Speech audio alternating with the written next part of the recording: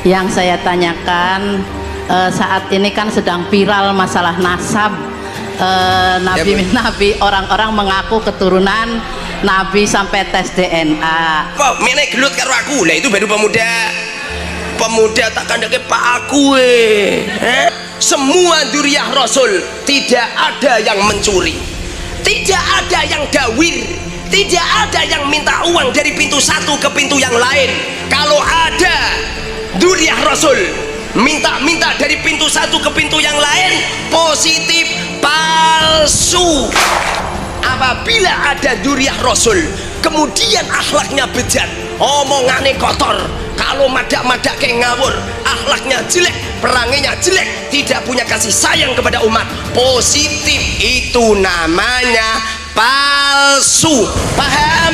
Oke, assalamualaikum warahmatullahi wabarakatuh. Kembali lagi di channel AA DJ. Saya mengenal Kiai Muharrar Khudairi ini, salah satu kiai yang mungkin melakukan sebuah analisis berbasis fakta perilaku di lapangan. Sehingga kemudian ada bahasa yang keluar dari beliau ini, tidak mungkin orang yang suka dawir, suka malak, suka merampok, suka nodong secara halus itu adalah dzurriyyah Nabi, mereka adalah darah Nabi. Tidak mungkin. Untuk cara memastikannya bahwa ini dzurriyyah Nabi atau bukan, lihat perilakunya. Kalau mereka orang yang sadis, seakan tidak punya rasa belas kasih terhadap orang lain, dengan cara menggerus harta, memalak harta, dengan dawir atas nama Rasulullah, mempeloroti kiai-kiai, datang ke pondok-pondok pesantren, kiai yang agak kaya lah. Mereka mengaku cucu Nabi, mendawir atas nama Rasulullah. Tidak mungkin itu adalah cucu baginda Rasulullah Shallallahu Alaihi Wasallam. Sederhana, fik, mereka bukan keturunan Nabi. Wabarakatuh. Assalamualaikum warahmatullahi wabarakatuh. Yang belakang bisa nanti. Nama saya Ibu Koyumah dari Desa Babakan Losari Lor. Yang saya tanyakan, saat ini kan sedang viral masalah nasab, nabi orang-orang mengaku keturunan nabi sampai tes DNA. Kemudian banyak yang mengaku Habib, turunan nabi. Yang saya tanyakan itu ciri-ciri Habib yang asli, kemudian nasabnya langsung ke Nabi Muhammad itu yang seperti apa? Itu saja Pak Kiai, terima kasih. Bismillahirrahmanirrahim. Orang bingung mikirin nasab gara-gara tidak mikirin nasib. Laisal fata may yaqulu abi walakinnal fata may yaqulu anada. Yang dinamakan pemuda yang benar-benar pemuda, yang tidak pernah mengandalkan ayahnya, kakeknya, buyutnya, cangganya, udek-udek siwurnya, enggak. Yang dinamakan pemuda adalah mengatakan apa menek gelut karo aku. Lah itu baru pemuda tak kandake Pak aku Masa gitu, bapakku dokter takon nyuntik bokongmu, ya kan? Masa gitu? Jadi orang itu terlalu bingung masalah nasab gara-gara tidak pernah memikirkan nasibnya diri sendiri. Pada akhirnya bingung, pada akhirnya kacau balau. Sesungguhnya dzurriyyah Rasul, semua dzurriyyah Rasul yang pernah disabdakan oleh Rasulullah, beliau mengatakan, seumpama Fatimah mencuri, kupotong tangannya. Itu bukti bahwasanya semua dzurriyyah Rasul tidak ada yang mencuri, tidak ada yang korupsi, tidak ada yang dawir, tidak ada yang minta uang dari pintu satu ke pintu yang lain. Kalau ada dzurriyyah Rasul minta dari pintu satu ke pintu yang lain, positif, palsu.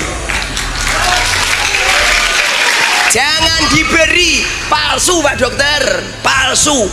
Nggak mungkin. Darah Rasulullah itu jiwanya wabil mu'minina raufur rahim, jiwanya berbagi, jiwanya memikirkan, mensubsidi, memikirkan kesejahteraan umat.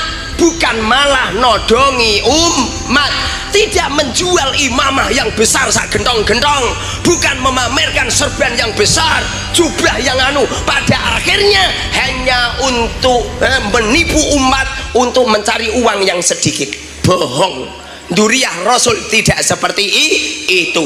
Dulu ada putranya Nabi Nuh, dia seorang nabi dan seorang rasul, termasuk ulul amri, ulul azmi. Apa yang terjadi? Kan'an dirungkatkan oleh Allah, Kan'an dikatakan oleh Allah, laisa minkal, mereka tidak termasuk keluargamu. Laisa min ahlik, wahai Nabi Nuh, mereka tidak termasuk keluargamu. Innahu ghairu amalin solihin, mereka Kan'an tidak termasuk orang yang baik.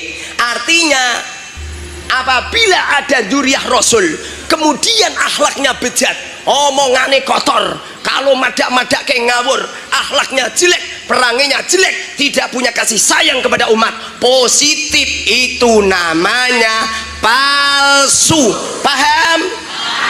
Cara untuk meneliti seperti itu, Bun, sampai nggak usah ketipu dengan imamah. Mahabharata lah imamahan, ya enggak? Pernah nonton Mahabharata?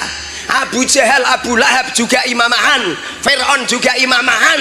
Kalau masalah serban, itu loh abang tukang jual bakso ilik serbanan.